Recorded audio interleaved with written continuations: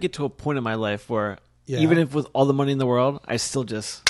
You just clap and stuff happens? Well, no. But like, no clappers. Like, I don't want an official thing. Not an official clap? Yeah. What is that? They can make Edit Droid, nonlinear editing, but they can't have... You still have to do a clap for sound?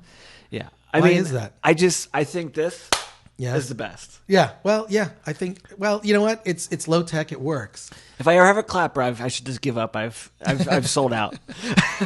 Just like your hands. Tommy Avallone, welcome to the Film Threat Podcast. Thank you. Thanks for having me. Cool. This is your second time on the podcast. Yeah, I was about to say I'm a repeater. Repeater, yes. The first time we talked about your Bill Murray documentary. Yes. Which is, for the title's long, and I always just say the Bill Murray documentary. That's fine. That's on Netflix. Yeah, the Bill Murray stories, life lessons learned from a mythical man. Yeah. First of all, hilarious doc. Thank you. Really funny. And it's on Netflix, so you can check it out. And I'm sure people watching or listening to this have already seen it. I mean, it's a great documentary about all the like crazy Bill Murray experiences people have had with Bill Murray, where he'll like steal someone's piece of bacon off their plate and say, "No one will ever believe you." Yeah. And then walks away. Yeah. And you actually got to meet him. Yes. In the doc, which is yes. Kinda, yeah. But you had your Bill Murray moment. Yeah. But it's really interesting because when you look at like sort of why he does this, he's difficult to get a hold of. He kind of has he doesn't really have a phone number. He has like a phone service that you can leave a message on. A 1-800 number. Yeah. What is the 1-800 number? I mean, I know it. You know it? Yeah. Is it publicly available? No. It's not. No. But you got it. Yeah.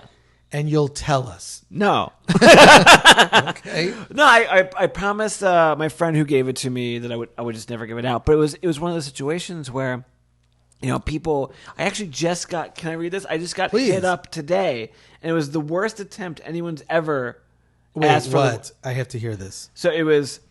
How about sharing Bill's number so I can ask him to read my script?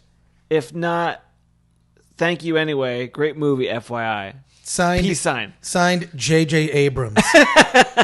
But seriously, it's like, I mean, I get a lot like these sort of messages where like people tell me their story and it's interesting. I've never given it out, but at least they're attempting to make a connection of some kind. But this guy's like, how about giving that number out? Well, I mean, yeah. I mean, it's, no. I mean, I just think I like his philosophy. I actually saw him. I was fortunate enough to go to a Golden Globes after party. Okay. Don't ask me how I got invited to this thing. year? That last year. Okay. The year previous. And Bill Murray was there and he was just standing behind the bar. Yeah. He had he was standing behind the bar and I was just like, I think he was standing there to see if someone would ask him for a drink, to serve a drink. Yeah. Right.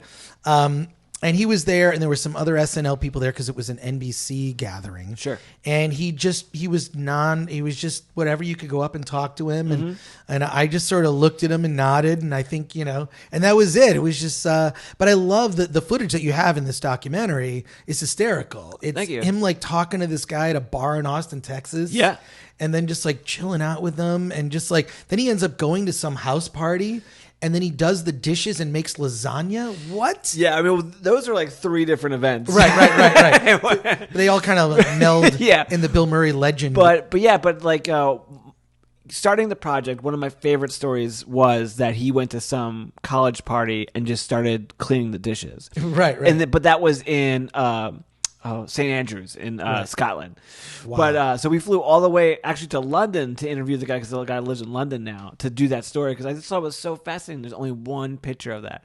But when he was in Texas, it was like years later and people started like filming on like their mini DV cameras. And they had all this footage of him. I mean, he was eating lasagna in that one, the house party. But I mean, he just shows up and he's just himself. Well, what I love about him is that he has rejected traditional celebrity, except for he just did that commercial for the Rubicon, the Jeep. Oh, really? For Super Bowl. Oh, okay. It was a Groundhog's Day. I was so surprised. Oh, right. Yeah. No, that was. I'm sure he was offered more money than he's been paid for many of the recent films. I doubt he would ever do anything for money. Like I think it just seemed like Groundhog Day. I think is like a special movie for him, especially when he saw it on Broadway. He was like crying and went back to like another night in a row just to see it. But I think it was just a unique sort of event where Super Bowl was happening on Groundhog Day. the person who was producing it happened to know the right people that knew Bill, and it just kind of happened. And the cool thing about that commercial is that it was in a way kind of a, like, I wouldn't say necessarily a sequel, but kind of a follow-up, a little epilogue to Groundhog Day, kind of a... It was in the same vein. In the same vein, extension of that idea, and they got some of the other actors who had been in Groundhog Day, which is a classic. So and it's disappointing that, I mean, I think Bill Murray is in the new Ghostbusters. He's going to be in the new Ghostbusters, right? Yeah. So I'm really excited for that one. I'm excited for that because it just looks like a real movie. They're not leaning into any sort of political messaging or like anti whatever. You know, they're not trying to beat you over the head with some message. It's just people fighting ghosts. That's all we need. Yeah. Right? I mean, people... So I hope that there are some respectful cameos. The thing that really upset me about... You could talk about the quote, and I hate that it's called this, the female Ghostbusters. You could talk about that all day. I hated all the cameos in that movie. I thought it was so disrespectful to the characters. Yeah, like when I thought it was lame. Well, yes, I mean, some of them were good. Some of them worked. Like Ernie Hudson was a fantastic.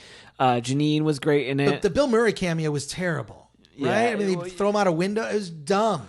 I just didn't like how like Sigourney Weaver was like after the credits. Like she's a pretty big actress. Didn't stay for the credits. I got to say, did not stay for the credits in that one. Although I do respect I'll say the 2016 Answer the Call reboot. I thought it was, but I'm excited for this. Not a fan. Now, I'm excited for the new one. Because I think they're approaching it respectfully. I think that it's. I think that really, and I think that that movie Ghostbusters, it's not about ghosts, right? It's about those characters, right? It's about the character interplay they created. They created these insane. I mean, Dan Aykroyd would say different, because if you listen to any interview with Dan Aykroyd talking about, he'll talk about the spirit world and this, like he is so into it. I love it. It's like listening to him talk about his father and grandfather were all real like ghost like. Observers, chasers, believers. But I think that's and also a dentist. That's the thing where franchises go off the rails. It's like they forget. Like Star Trek is about, to me, Kirk, Spock, and McCoy.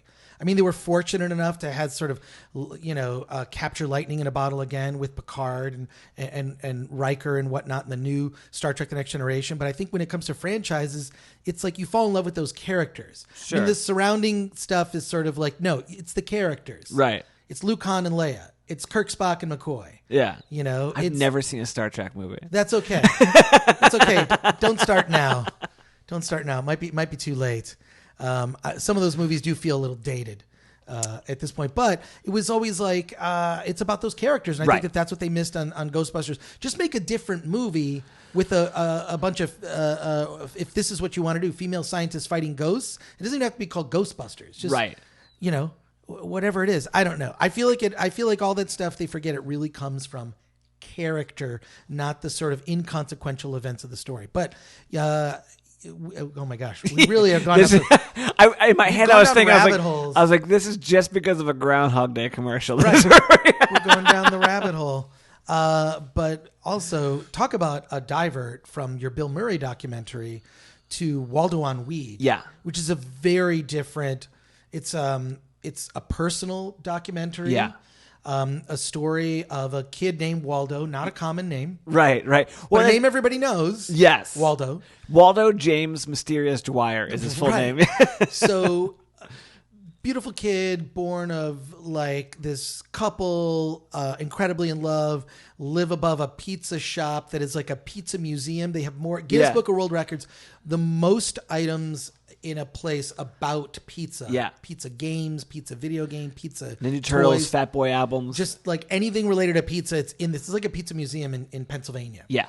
And this couple has a child, Waldo, and within a year discover that he has cancer. Yeah, 6 month old. 6 month old has cancer. And it's a rare form of cancer. It's in the eye. I always forget the actual term of it. It's like retinoblastoma, I believe it is. But it's right in the eye. Yeah, it's they began to see something was kind of wrong with his eye. Mm-hmm.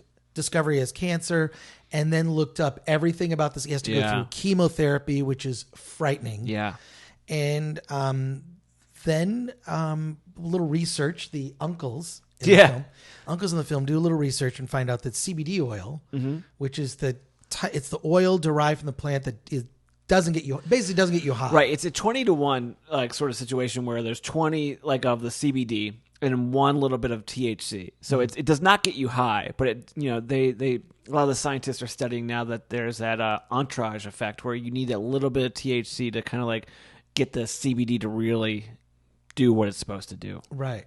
So I'm not a weed guy. Either am I. I've never smoked pot in my life. I have. I've tried it. I just don't. I don't. It's not for me. Yeah. I've done the edibles, but it's just like not.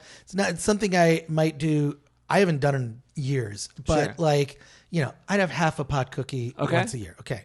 But so I don't get like weed culture. It's like I never understand. Like I love beer or I like margaritas, but I'm not going to wear. We're on the scotch right now. Right. Oh, me too. Okay. Or like a good old fashioned, a good bourbon. Yeah. Old fashioned. They're just so expensive though. Yeah. You know? Well, in LA, everything is stupid expensive. Yeah. It's I ordered ridiculous. one that was like $20. I was like, what? Can I return this? This is why you have to know about where all the good happy hours are. I guess so. There's a good in Pasadena. There's a bar called the White Horse, and they have $7 old fashions at their happy hour, which is every day 3 to 6 p.m.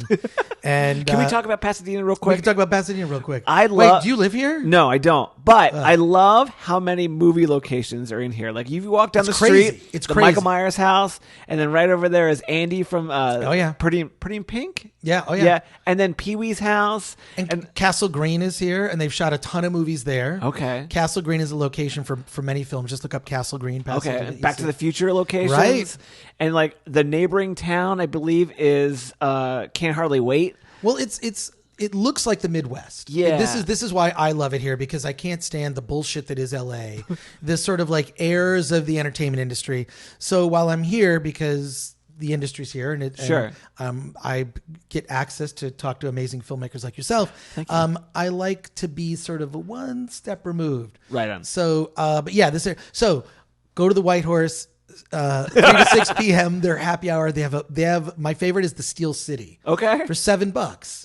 So for the cost of your $20 old right. Well, fashioned, I'm not saying three. I'm not saying I'm getting a lot of them. It was just one mistake. That's what's great. You get a good old fashioned in 1 to 2, and you're good for them. Yeah. Good. Yeah. You're good. But so real quick, so because I've been wanting to talk about this since you said Pasadena, right? But like in my theory here, yes. if Michael Myers' house is like down the street from Andy from Pretty in Pink's house, in theory they could be going to high school together. It's the connected universe. Yeah. Of all the Pasadena. That's my joke for the night. Yeah, there you go. But just can you add in an applause later? But just being a father myself, yes. having young kids. And, when you take stock of your life, I have no fears. I don't fear my own death. My one fear and my only fear is that something would happen to my children. Yeah. And I think that is every parent's greatest fear. Yeah. Something happened to their kids. So just to see, and I have to compliment you on the way you did this, because I want to get into the process after we talk about the subject, but it's so personal. It's such an intimate documentary because much of it is shot by I forget the name of the guy's Brian. Brian. Brian. So Brian's the father. Yeah. He shot most of the movie in the sense he had this little. Do you remember the flip cams? It was this flip cam that was like if you're a video blogger, you use this camera because you could just flip right out in the USB. Flip it out, and you could just I'm going to upload it to the internet. So it's this like cheesy little camera. So a lot of the film is shot. I mean, you shot these intimate interviews where you talk to them, and he tells the story, and it starts off this like real serious okay, I'm going to tell this story. And you're like, whoa. And I'm like, this is very different than your last film. Yeah. It was weird because we were filming this as we were still filming Bill Murray and wrapping it up. A little crossover of the two. Yeah. Because this played Tribeca last year, right? Yeah. Wow. 2019. Yeah. Yeah. So we were in London, selling out all these Bill Murray screenings, or in Toronto at Hot Docs, and there was 700 people. Without any promotion, 3 nights in a row for Bill Murray, and I was like, it is not going to be this easy for the next one. Yeah, because it's whenever I would say it, they're like, oh, what's next? I go, oh, I'm doing this movie called Waldo and Weed. They're like, oh, that sounds hilarious. It's well, I often question the title. Was it a good title or not title? No, it's a good title. It's a good I love alliteration. Yeah. I'm a big alliteration fan as a grammar nerd, but the way that this story is told is so intimate because you have him talking, to you about the story and all the other interview subjects involved. And then you have this very intimate, footage that you really shouldn't be shooting. Yeah. Including Brian and the uncles going to California to, at the time in Pennsylvania, weed was illegal. Yeah. And even just legalize it, just because weed is legal doesn't mean you can go buy it the next day. Right. You've got to open a dispensary. You've got to grow it there. Right. You've got to go through the licensing. You got to go through the licensing process. So a year and a half after, you could actually get it in Pennsylvania, but they, Brian and his wife moved. Yeah. Moved eventually. But what's Spoilers. well, I'm totally joking. Nothing we say is going to replicate the experience of seeing this film because there's so many things. One, it's about I don't know. I've seen a lot of weed documentaries. Yeah. There was one, Weed the People. That played South by with us with Murray. We interviewed the director. Her name is Abby. Anyways, it's another episode of the Film Threat podcast. Bobby's probably going to look that up. Bobby Schwartz, producer on the Film Threat podcast. But I talked to her about that. Because Ricky Lake produced that, correct? Ricky Lake produced it, and Whoopi Goldberg produced this. Produced ours. Executive produced Waldo on Weed.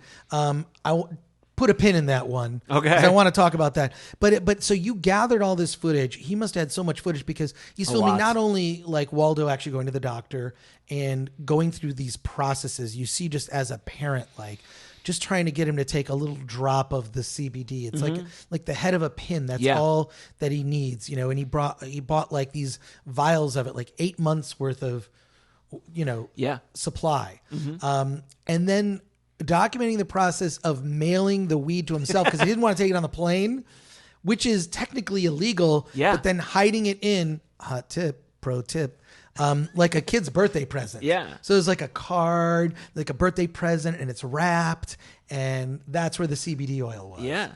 So, I don't keep up with this stuff. I know I should, but what? At some point, this has just got to be nationally, one, decriminalized. Sure. Right. And then two, it's just got to be legal and regulated so that we know. I just don't understand when there's so much, and Weed the People actually is similar to your film. It's not as personal. It covers a bunch of different families and talks to scientists and people in the medical field. Why is this not studied? And it seems like almost so many of our health problems are going to be solved by rare plants or strains of plants that we can. Yeah. Yeah. That was interesting because it's funny because Weed the People came out when Bill Murray played South by. We both played South by together, and we read the description. We're like, oh no, It's the two movies are so different. Right. I haven't watched it yet, but I want to. But it was my. A lot of these times, you're making these movies, there's a lot of similar movies happening at the same time. So I never watched it until the end. But, the way I went into this was I'm not a pot smoker. I'm not an advocate for smoking pot or anything like that. I wanted to make a movie about what a father would do to save his son, because I have a son, and I was like, what would I do? You would do anything, right? So to me, it was it's character based. You're talking about your biggest fear. So let's tell that story, right? So whether it's a good thing or a bad thing, I didn't really dive into the politics of it. I have my producer, Lee Leshin, who was more into that sort of stuff. So we would talk to these doctors on stuff. And a lot of times when I was speaking to the doctors or even or the politicians, I was learning some of this stuff for the first time because I was like, well, tell me, I want to know this sort of stuff. And it was interesting, but the things are breaking down, when Brian found out that Waldo had cancer, it was 2014.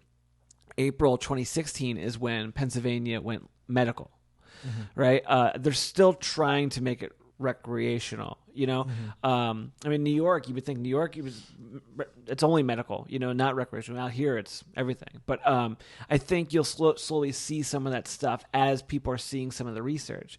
But with certain states that are able to do the research, they're seeing a lot of these things where it is working, And I think a lot of people, no government funds are going into it. It's all private investors, So these are people who are gambling that this all could get shut down any time. They could be losing all their investment. I don't think it's going to. I'm sorry. I don't think so either. But it could. You know, you never know. I don't think so. I mean, I think you can't. I'm not saying it would. But you can't put the toothpaste back in the tooth. Right. It's just like it's out. People like it. I mean, are we seeing rampant crime? Right. I mean, like in the states where it's been legalized. I mean, the one drawback. I do have one complaint. The smell? It smells like weed all the time. You cannot walk down Hollywood Boulevard, Melrose Avenue, or other parts of LA. It smells so much like weed. Yeah. It's just like, Jesus. Well, it smells like weed outside, actually. Does it really? Yeah. On the streets, yeah. Oh, yeah. But also, I'm living in Santa Clarita right now, so it doesn't smell like weed ever there. Right. But it's just like, God, can't there be like I don't know. I've never been a smoker, so I don't understand it. But I also don't think that people's liberties should be limited. I feel like just sort of, just be cognizant of other people and be, be cool about it. Just be cool about it, man. As you're saying that, I hear your leather jacket moving. Yeah, exactly. Be cool, man. But people misuse things. That's the thing. It's like this, I think, ultimately is good. Like when used, and all these people who we spoke to are talking about the responsible pot user or the responsible cannabis user. And there's Parents for Pot. There's all these organizations that talk about the responsible pot user. Because you look at places like states like Colorado, where it's like, yeah, I mean, I'm not saying anything about crime because I didn't do the research on it, but we did notice that there was like, an increase on some car accidents because people are smoking too much and still driving. Like, there needs to be like sort of situation. But I think with anything, I mean, just look. Of course, look, alcohol is way more damaging when it comes to drunk driving. Totally. I think the thing that's helped that obviously is rideshare. Yeah, and I love the rideshare. If I know I'm going out and I'm like, I might overindulge. Yeah. I might, that's rideshare is the best. Yeah. Uber, Lyft, I love it. Yeah, because I mean, for a while there was like Sober Sam, like that was like a thing, like at least in New Jersey where I used to live.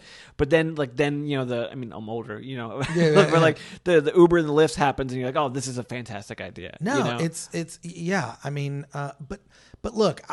This story is told in such a way as to be so close to the subject because of all that like video blogger shot footage. Because it really was so how many hours of that did you have? Oh, and so many. How did you like distill it down and then get Brian to tell? He kind of tells the story A to B. I mean, not in the same location. You must have interviewed him over the course of several days at least. So here's the interesting thing about it. So I was not the first director on this, right? Oh, really? So when you see that blue shirt, Brian, that's like almost like a year after Waldo was diagnosed, and he, the director there, he was like, kind of had like a little bit more of a political stance with it, and there was like a falling out between him and the father, and it just didn't work out. But I was friendly with the guy, and he gave me some of the footage. So there's this one interview, and like it's interesting. We tried to play around with the edit, but it wasn't working about like time and like how time kind of like some way heals, and the way he would speak about it after a year or 2 years to 3 years afterwards was different. Like you would see these different versions of Brian. But then these other younger guys, they were like neighbors of Brian, and they started filming some stuff, and they got some great interviews and stuff, and they filmed some things, but they kind of got it to a short film, and they didn't really want to extend it past that, But when I was producing at the time, me and Brian really felt like this story could be expanded and told as a feature, so we took the first two directors' footage, with their permission, all that stuff. And then we started filming our own stuff, and it really expanded that story. So you're seeing Brian being interviewed like a year after the diagnosis, 2 years after the diagnosis, 3 years after the diagnosis. The movie played out Tribeca, and Waldo's 5 years old. This is a long story with a lot of footage. So it was a crazy experience. No, it's amazing because seeing Waldo age kind of like marks it. Yeah. Right? Yeah. In a way. And he's so big. Like, he was born 13 pounds. So he was always a big kid, Yeah. And like when people see him, like, there's this one scene, like kind of like act 1, 2, like the break of there, like 20 minutes in. People think he's like 2 years old, but he's only like a year or so. Like when he comes in on Danielle's lap, he's just such a big kid. Yeah. He's huge. So you know, temptation in your mind, just like, I'll try weed. I don't like smoking. If I ever did it, it would be like an edible or like a chew, like some sort of like gummy or something like that. I think so too. I just don't like smoking. My experience with it is, and this is my it sounds terrible. I'm not complaining.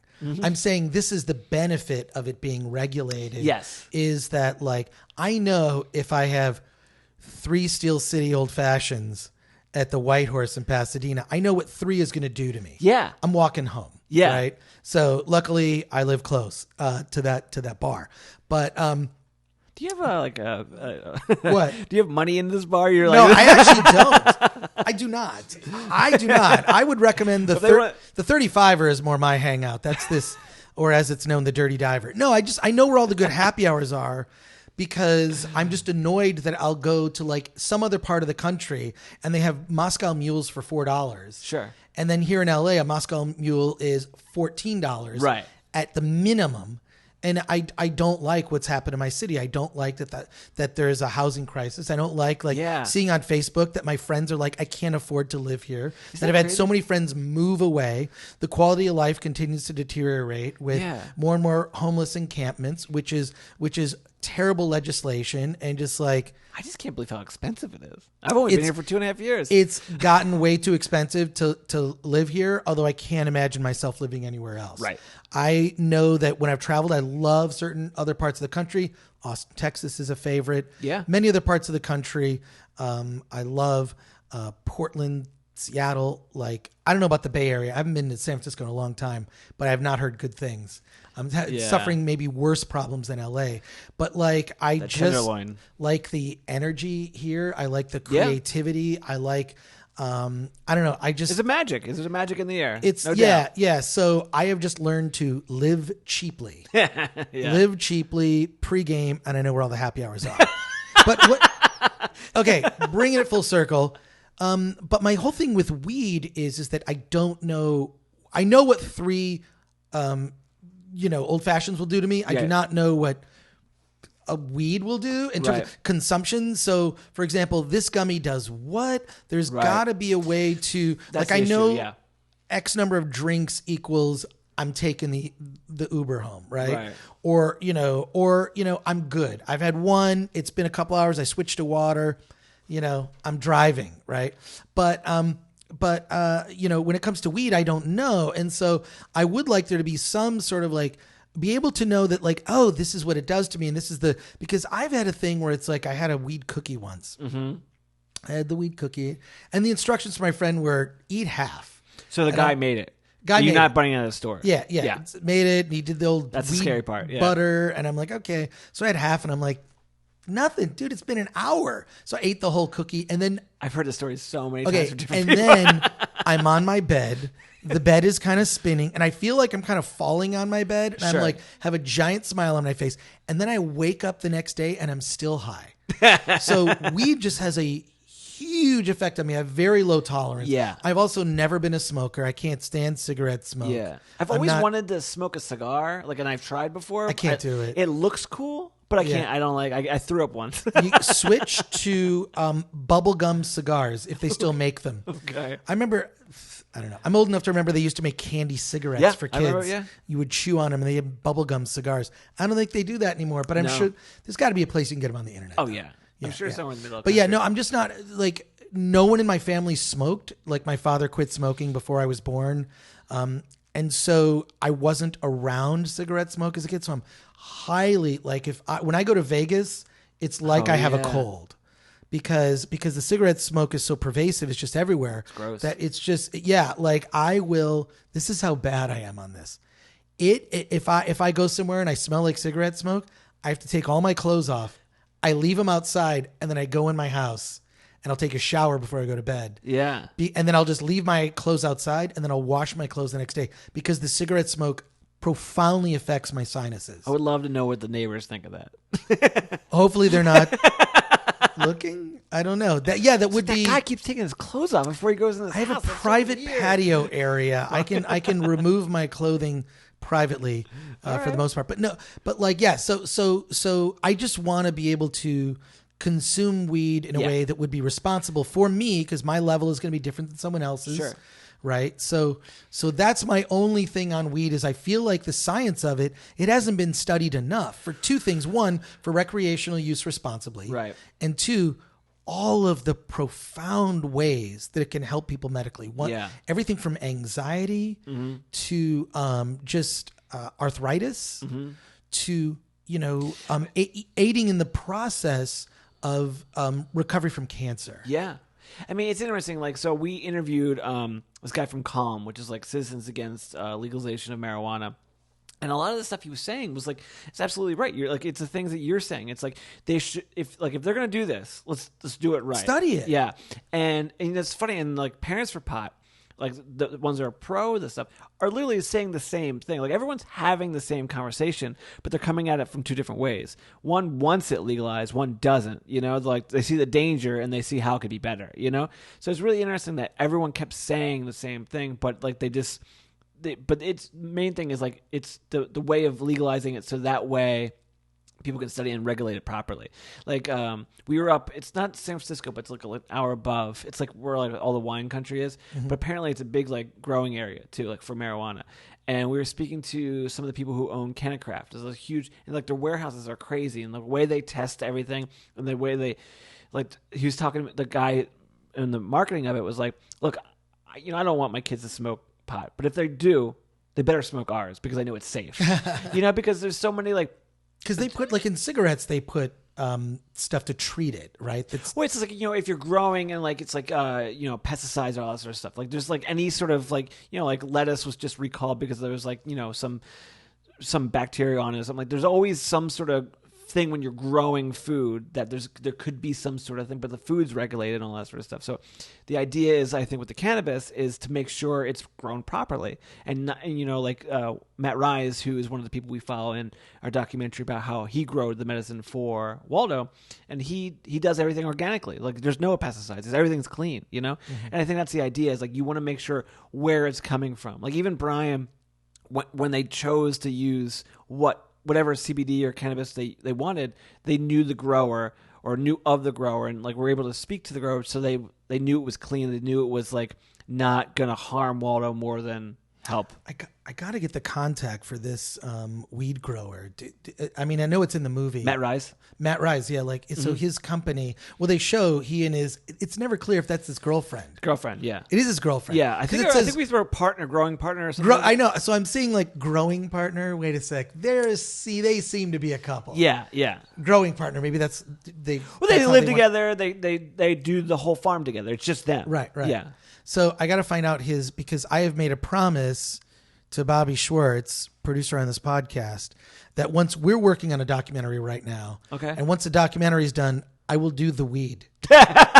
Once the documentary, we have a cut, I'm gonna do the weed. So it's gonna happen at some point. It'll be a way to celebrate. Like, I feel like so right now I'm denying myself weed until we reach that moment where you have like a first cut of this documentary, Attack of the Docs. So once we do, then I will do the weed. Okay. But I want to do Matt Rise's weed. Yeah. Okay. Okay, cool. So you'll put me in touch. Yeah. You're like, yeah. Wait, do you know the name? What's the name of the company? Let's see here. It's got. I bet you have it. Can I look it up on Instagram? Look it up on Instagram. I'll follow him. I'll follow him on Instagram. We're all gonna follow him. But also in LA, there's Dr. Dina, who her shop is like, she's like one of the first like shops in California, and she's the best. She's super educated, super smart. Not really a doctor. The name was given by Snoop Dogg. Right. I love that. I love that story she tells in your documentary. So it's Matt _Rise, RIZE. Matt_Rise on Instagram. All right, I'm sure his company, the link in the description. Yeah, link Matt in Rise. the description. Okay, cool. Great dude. All right, so he cooked me pancakes. Okay, cool. Were they weed pancakes? No, they weren't. They weren't. Okay, cool. No, we went over his house, right? Like, okay, real quick. So we went there. He was living in Oregon at the time, and we woke up. It was me, my wife, and my son. Right, our camera guy, producer Derek. And he had like 3 dogs. He let us sleep in his guest room. And when we woke up, he made us pancakes with strawberries in it. Oh, my God. That's delicious. It was great. And you would think like you have this idea of like the scary drug dealer. It's like, do you want strawberry in your pancakes? Well, no, but Great dude. I have been in support of this movement for a long time to legalize weed. My uncle, who he died of AIDS in early 2000s. He got illegal marijuana at the time to aid with the drugs to combat AIDS. And so he did not survive, and he did not live long enough to see the tremendous change. But I know he was always very politically involved, and he would love to have seen how things have turned. Yeah. I think that I think it's going to take a bit more effort to get the entire country to do this, because I don't know what the states are, but it seems like I always hear about a new state. Yeah. Finally, that is coming along. I mean, the thing is, the word marijuana or pot or that stuff is such a polarizing word. You know, there's so many stigma in it. You know, like I think of Cheech and Chong. You know, like people before us think of what's his face, that Fever movie. God, what am I blanking on that? It was a movie back in the like 60s. I'm blanking on the name. Do you know it? Yeah. It's going to be the most interesting part of the podcast. Reefer Madness. Reefer Madness. That's it. Reefer Yeah. Madness, yeah. They always show like weird shots from that. Yeah. Well, the lady, but that's when they were really trying to villainize. But that was a propaganda film. You know? Yeah, it totally was. And it worked. You know, and there's like all these sort of ideas of how it kind of came in, and like. So there's definitely been a stigma and like a work on that name, that the word rather, to get people scared about it. And you know, even myself, like me and my producing partner Derek, we don't smoke and we have our own ideas and beliefs on it. But like seeing like a family going through this story, it kind of opens your eyes to a certain amounts of ideas. Like in no way is our film propaganda in any way, but it's interesting. It makes you look at something differently. Well, it's interesting. Like I just think that we're all, our body chemistry, like my belief is that every person's body, it just functions differently. Yes. You have to kind of know this instrument, what this is, this sort of meat thing that we're housed in. Sure. For whatever our existence is, right? So, but it all works differently. Yeah. Right. You know, we have different like body mass index, which affects, you know, how things. I just want to be able to regulate my experience so that I don't act in a way that's irresponsible or hurt anyone else. Right. I think that's when I see the effects of alcohol, I have seen way more cases of people on, you know, just plastered on booze, getting violent or doing stupid shit, you know, than I've ever seen with weed. Weed, I've not been able to master being able to regulate that experience. I have a friend, Patrick Ian Mora, I used to do improv comedy with back in the day. And he's a guy that, like, to feel normal, he has to do, like, weed is his thing. Yeah. And some people do that. Some people do that, and he struggled with a lot of issues in his life, but like, man, the weed just gets him, like, he's like happy and productive. And it's like, I don't know. For him, it's probably like coffee for me. Like I have to give me 2 cups of coffee in the morning. I'm good to roll. But like for him, weed is his thing. It was really interesting to talk to some of these doctors, like these people at Harvard and stuff like that, who were talking about how studying this plant and seeing the effects of it. And really the only negative sides that they were saying was like, if you were just like at a younger stage, like you kind of have to be like kind of fully formed before like these, if you were younger and a teenager with these high levels of THC, that's where we could see some effects, like some negative effects, you know, but you know, you could even look at someone who maybe smoked when they were younger to someone who maybe started in like 25 or so. Like there's definitely a difference in the way, like some people fall into a stereotype of like, you know, like it's like, oh, that's, you know, there's a reason for that, you know? And this is me saying this with like only speaking to like 2 or 3 different doctors and, you know, started forming my own opinion. But the doctors we spoke to were like really opened my eyes and like what good can come from it, you know? I believe that good can come from it just because I've seen how it's affected friends, and I've also seen how alcohol has affected friends, you know, in a negative way. Even just on its own solo conversation, like with cannabis. Like, I mean, the Waldo story itself, like any other kid who went through sort of the chemotherapy that he had to go through, were like very much skinny, very much like falling apart, not playing around. But Waldo, from the gate, a smile on his face. You know, I mean, not a high stone smile, right, but a healthy, I'm okay smile. Why are we not studying this in a more comprehensive way where we can actually have some science behind that this is how it should be used? It seems like it's being studied privately, but not by our own government. Like I just feel like we're missing a huge opportunity to solve so many health issues, and especially with like, I mean, look, it could even be, I mean, with regard to like, is there a medical industrial complex, just like there's a military industrial complex, in the sense that it could come down to something as simple as weed is the cheap solution, chemotherapy, they make way too much money. Does it come down to that? You know, I don't know like those sort of insides. You know, I do know a lot of the people who are studying cannabis are studying from like a single grow. Like there's and I forget the state, but there's like it's like one government sanctioned sort of grow. You know, so a lot of it's from the sort of same plants, same growers, all that sort of situation.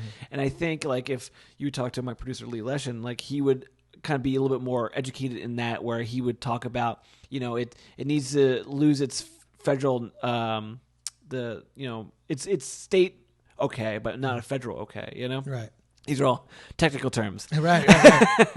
But like you know, because it was a great partnership with working with all the people we worked with, you know, whereas like a lot of people would understand the political side of it, so I could just focus on the story of the humanity of it. You know, I think that's what our movie speaks to a lot, is like the humanity of, well, this could happen to anyone. You know, I think it's I think it's really interesting when someone is very negative or anti-cannabis until they're sick, and then they go, I think I'd give this a shot, you know? And you know, we spoke to one of the senators in our movie, and he, you know, on a description, like on paper, you know, religious Republican, you would think, okay, they're not too into it, but he got sick, you know, and then he was open to it. And because of that, he helped pass it in Pennsylvania. And without him, like you wouldn't have had it open in Pennsylvania. But it kind of sucks where it's like it takes someone getting sick to like keep their eyes open to that stuff. And if it wasn't knowing Brian and Brian having Waldo, I wouldn't know any of this stuff. You know, I would never have been against it, but I never would have been like, oh, that's interesting. This actually works, you know, or this could be a thing, you know? And I think that's the conversation. Like we spoke to the doctors at the end of our movie, and they go, this could be a thing. You know, and I think that's a really good start to have a conversation about it. Well, how do they explain, I would say to those doctors, like, how do you explain that this child reacted so differently to chemotherapy than the traditional things you see with chemo, where people end up being gone? It's almost like the whole thing is that they inject you with these lethal drugs that could kill you. Yeah. But they kill the cancer. Right. But you almost die in the process. What's interesting, too, it's like, so when you talk about cannabis and you go, well, it's, you know, I'm not sure if it's going to make me this high or that high, but like you speak to the nurses or the doctors, but the chemotherapy, they're like, we're not really sure what, you know, that's the way medicine really is. It's a lot of kind of like figuring this stuff out, because even with medicine, everybody's different and reacts differently to all this sort of stuff. I mean, you speak to the doctors and they're talking about the anti-cannabinoid system, you know, where it's like this new sort of system that they're finding in the brain that are these reactors that speak to the CBD of the cannabis, and they're now starting to do this research, you know, like, so it's really interesting how in the doctors they say, you know, I think it's like in a joking sort of way that we're wired for weed, but there is a system in our body that does speak to this, you know, so it's interesting in what they're seeing and how they're seeing it. And I think in a couple more years, as more states are okay to it and things open up and more people invest in this sort of idea, I think you're going to see the research. You know, I think they're now getting to that part. Well, I'll have to do my own research. I never thought as a kid I would be speaking about cannabis in such a way, you know, like, right. Like I just like, to me, it's a story about a father who saved his son, you know, and like, so like to me, that's the story, you know, and cannabis just happened to be the thing they used, you know, and it's crazy. Can I just say though, you mentioned earlier, one of my favorite movies in high school was Cheech and Chong. I love Cheech and Chong. I love that film. The second one wasn't so great, but oh my God, that first movie is like classic lines, classic comedy bits. I remember listening to their albums back in the day, and I was not into drugs or anything like I love in high school. Cheech and Chong, all those movies. But that movie, Up in Smoke, is such a good film. It's just so funny and I love Still Smoking too, like the stage show. That was hilarious. Yeah, no, it's that, but like, just I really loved them as a kid, but not into weed or weed culture. Right. I had friends that were into weed, but I just like the comedy. Yeah. So that's a good one, and it actually does hold up, that film. Okay, I haven't seen it in a while. Oh, it's so good. It's so funny. Like, I started trying to I was trying to like build like a scenario in the movie where we use like images of what like people think of a pot smoker, you know, and put those sort of scenes, but it just didn't work out. I wanted to edit all the doctors talking about cannabis and how it could be good for you to Indigada Vita, but it just didn't work out. Well, I mean, the one thing we have weed to thank for is stoner comedies. Yeah, and there would be no Adult Swim or shows like Archer if not for weed. I think that I do think that for certain people it inspires creativity as well. So I'm an advocate, even though I'm not a user. Sure. Because I see way too many positive aspects of it, and I've seen how it's had a profound impact on people in my own life. So. I mean, look, doctors are going to tell you it's starting to do some good things, but there's always going to be people who misuse anything. That's true. But I'm just saying that's for like, so it's like, doesn't matter if they're going to be misusing pot, alcohol, the internet, or anything. It's like people are going to misuse stuff because people do that. No, I think balance is the key. Yeah, of course. I mean, I misuse Oreos. Yes, I have done that. I've done that as well. I mean, I almost couldn't leave Walgreens yesterday because there was Girl Scouts hanging outside. You know? Did they? Yes. Yeah. Those are. What's so funny is that's what you eat when you have had pods. You're gonna go for the Girl Scout cookies. I probably gain like 300 pounds. Oh my God. Tommy Avallone, thank you so much for being on the Film Threat Podcast. Waldo on Weed is out. It's available now. And where can people get more information? Yeah, we have waldoonweed.com. You said it's coming up next week. So it's pre-order now on iTunes. So we can get those pre-orders up. Get the pre-orders up. So that way I have better placement on iTunes, because that's apparently how things work nowadays. And then DVD and iTunes March 17th. Celebrate St. Patrick's Day with Cannabis. This is perfect. Waldo on Weed. So just like bookmark it, pre-order it. Make sure you see it. When everyone starts wearing green, think of going green with cannabis. Tommy, thank you so much for being on the Film Threat Podcast. Appreciate it. Awesome.